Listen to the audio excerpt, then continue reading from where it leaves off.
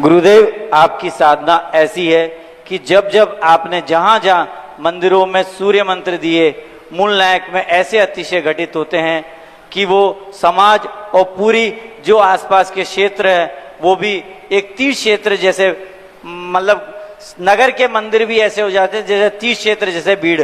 ऐसे ही आज सुबह अपने पुण्योदय तीर्थ क्षेत्र कोटा जो नशिया जी में जो विशाल प्रतिमा जो आपने विश्व रिकॉर्ड 3.5 महीने में मंदिर बन के हुआ, वहां पर आज जब अभिषेक छोटी प्रतिमा का पांडुक शिला पे होने के बाद और 3 बार मतलब दिन में अभिषेक हो गया, वो जल एकदम ठंडा था, मधुर था और ऐसा लोग वहां ये होता ही रहता है। ऐसा अतिशय महाराज श्री, ऐसा क्या उस प्रतिमा में आपने कहा था प्रतिमा के कोटा के दादावाड़ी के पुण्योदय तीर्थ क्षेत्र नसिया का एक ऐसा विचित्र पत्थर मिला था।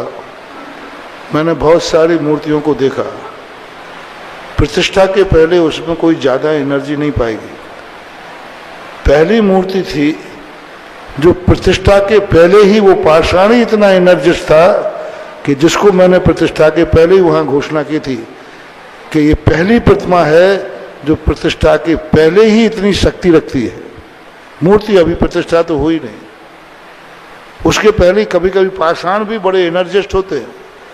और कोटा की मूर्ति एकमात्र, उतनी बड़ी बड़ी मूर्ति सैकड़ों बन गई, बहुत सारी बन गई, लेकिन वो मूर्ति का पाषाण ऐसा निकला था कि प्रतिष्ठा के पहले से ही उसकी एनर्जी बहुत बड़ी हुई।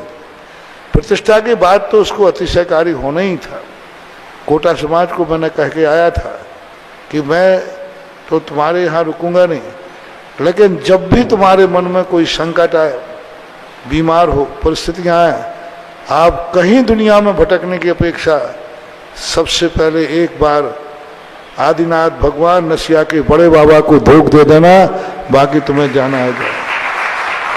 तुम्हारा मरीज यदि अस्पताल में गया है तो 2 लोगों को अस्पताल जाने दो, एक कोटा के बड़े बाबा के पास जाकर के श्रीफल चढ़ा के आओ। डॉक्टर शरीर का इलाज करेगा और आदिनाथ कर्मों का इलाज कर देंगे, सब ठीक हो जाए।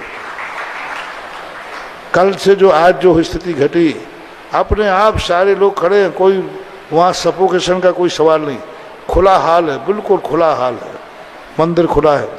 सुबह 8 बजे एकाएक ऐसी धारा फूटी कि वो धारा चरणों तक बहती हुई बेदी तक आई, सबने देखी। और वो धारा इतनी स्पष्ट थी कि वीडियो बना करके भेजा गया तो उस पर भी मुझे दिखाई गई, मैंने देखा स्पष्ट धारा दिख रही है।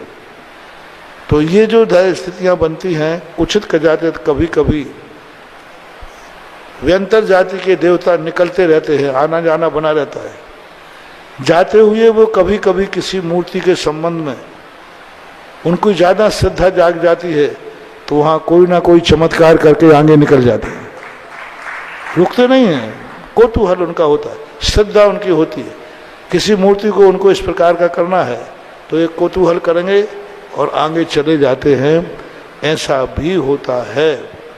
और इसके संबंध में कई जगह, चांदखेड़ी में तो आपको मालूम है सब होता ही रहता है। और अभी चांदखेड़ी का तो कितनी प्रतिमाओं पर एक साथ हुआ, लोग दौड़ते जा रहे हैं, मूर्तियों पर अभिषेक होता जा रहा है। 72 प्रतिमाएं थी, कितनी 144 मूर्तियों पर एक मूर्ति पर अभिषेक देखा। लोग दौड़े दूसरी मूर्ति पर तो दूसरे पर, तीसरे पर, यानी जितनी वेदियां थीं सब पे ऐसे अभिषेक होता गया जैसे आगे आगे कोई अभिषेक करते हुए जा रहा हो। सारी दुनिया ने उन्होंने देखा। आज भी कोटा में बताते, बहुत लोगों ने अपनी आंखों से देखा। तो ये होता है, विशेष प्रतिमाओं के प्रति कभी आना जाना देवों का बनता है। वो सामने प्रकट तो नहीं होते हैं लेकिन कौतूहल करके आगे निकल जाते हैं।